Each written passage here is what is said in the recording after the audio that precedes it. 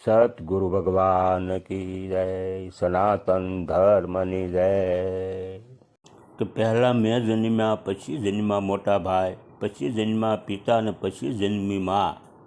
હવે આનો જવાબ આધ્યાત્મિકમાં પણ આવે છે અને લૌકિક પણ આપણે સમજીએ। આના બે ત્રણ અર્થ છે। હવે પહેલાં હું જન્મ્યો એટલે અને સદગુરુના શરણે ગયા પછી જે આપણો નવો જન્મ પ્રાપ્ત થાય છે અને પછી જે સદગુરુના જ્ઞાન દ્વારા આપણને વૈરાગ પ્રાપ્ત થાય, તો વૈરાગ થકી આપણી ઓળખ થાય છે, જેનાથી આપણે વૈરાગને મોટા ભાઈ કહેવામાં આવે છે।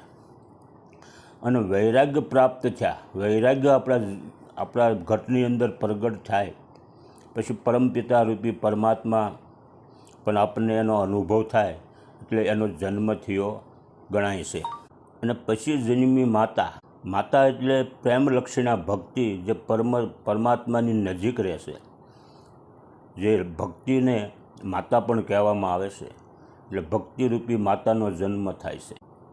હવે જોઈએ બીજી રીતે કે પહેલાં હું જન્મ્યો એટલે કે આપણું શરીર કે આપણો અહંકાર નથી, પણ પરમપિતા પરમાત્માનો અંશ આ સૃષ્ટિની અંદર આત્મા સ્વરૂપમાં અસ્તિત્વમાં હતો, કારણ કે આત્મા સનાતન અને અજન્મા છે, તેથી બધાથી પહેલાં આત્મા છે।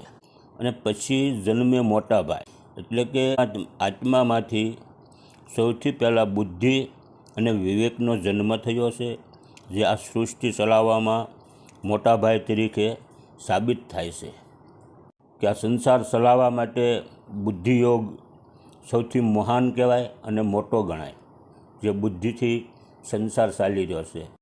અને પછી જન્મ્યા પિતાશ્રી, પિતા એટલે આકાશ અથવા પુરુષ અથવા ચેતના પણ કહેવામાં। બુદ્ધિ પછી આ જગતમાં સર્જન માટે આકાશ અવકાશનું નિર્માણ થયું છે, જેને પિતા સમાન ગણવામાં આવે છે, જે અવકાશની ગોદમાં રહીને આ ચેતન તત્વ આત્માયોગ બુદ્ધિયોગ જે આકાશના ખોળામાં રહીને જે ચલાવી રહ્યા છે, એટલે આકાશને પિતાની તુલ્યમાં આપવામાં આવે છે। અને પછી જન્મે છે માતા, માતા એટલે પ્રકૃતિ, માયા અથવા તો પૃથ્વી, સૌથી છેલ્લે પંચભૂત પૃથ્વી જળ અગ્નિ વાયુને આકાશમાંથી આ ભૌતિક જગતને અને પ્રકૃતિની રચના થઈ છે, આપણું પાલન પોષણ કરે છે, તેથી તેને માતા કહેવામાં આવે છે।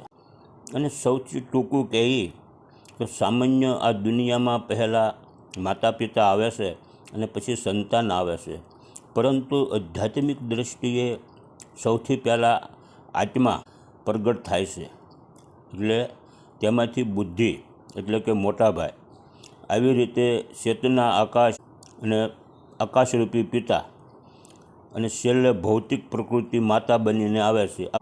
સમજાવે છે કે આ સંસાર જેને આપણે જોઈ રહ્યા છીએ તે બધો માયાનો ખેલ છે, વાસ્તવિક સત્ય તો આપણી અંદર રહેલો આત્મા જ છે।